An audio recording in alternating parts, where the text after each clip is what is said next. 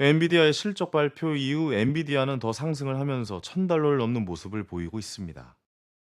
엔비디아는 최근 발표한 실적에서 매출 260억 달러 이상 주당 순이익은 6.12달러를 기록했다고 발표했습니다.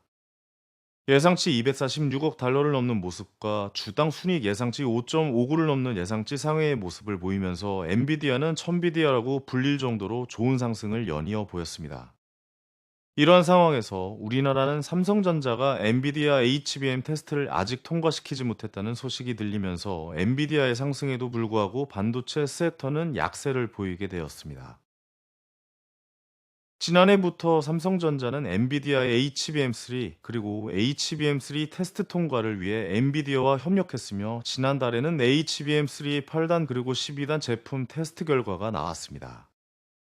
엔비디아 CEO인 젠슨 황은 GTC 2024에서 삼성전자의 HBM3 12단 제품에 직접 사인을 한 모습에 삼성전자가 승인을 받을 것이라는 시장의 기대감이 있었지만 결과는 테스트 통과를 하지 못했다라는 이야기들이 나오면서 삼성전자 주가를 비롯해서 우리나라의 반도체 주가들이 오히려 약세를 보이는 모습이 나왔습니다.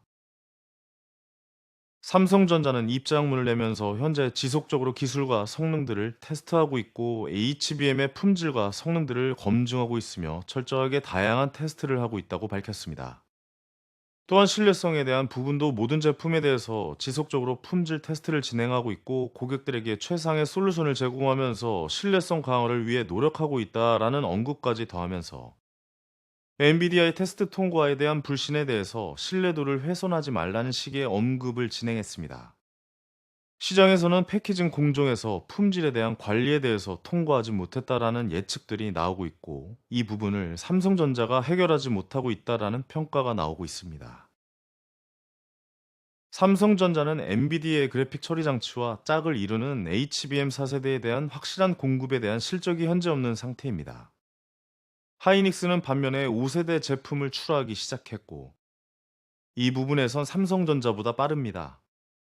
그래서 삼성전자는 오히려 차세대 HBM이라 불리는 HBM3로 뒤집겠다는 생각으로 사업을 진행했으며 업계 최초로 12단 제품 샘플을 공급 중이고 이번 2분기에 양산하겠다라는 과거 발언들을 진행했습니다. 다만 이번 엔비디아 공급 테스트가 제대로 원활하지 않다는 이야기가 돌고 있다는 것은 시장이 삼성전자의 패키징 쪽에서 품질 관리에 대한 문제 또는 원활하지 못한 수율에 대한 것들이 이야기가 돌게 되는 원인이라고 알려지고 있습니다. 여러 반도체 전문가들도 삼성전자의 패키징인 TCNCF 쪽은 원리상 여러 층으로 올릴수록 유리하긴 하나 패키징에서 수율이 잡히는 게 쉽지 않아서 높게 가는 것이 현재 어렵다는 것이 맞는 상황이라고 평가하고 있습니다.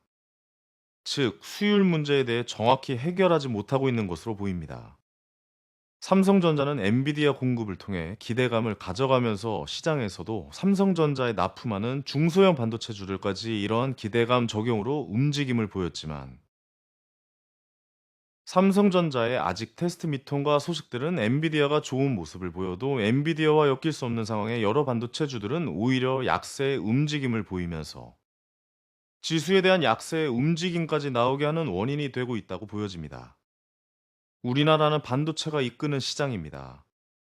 그러므로 반도체의 1위 기업인 삼성전자가 어느 정도 엔비디아의 기대감 또는 HBM 쪽에 대한 현실적인 실적 기대감이 제대로 나와줘야 현재 시장에서 지수도 움직여주는 모습이 나올 텐데 아쉽게도 현재까지는 그런 모습을 보여주지 못하고 있습니다.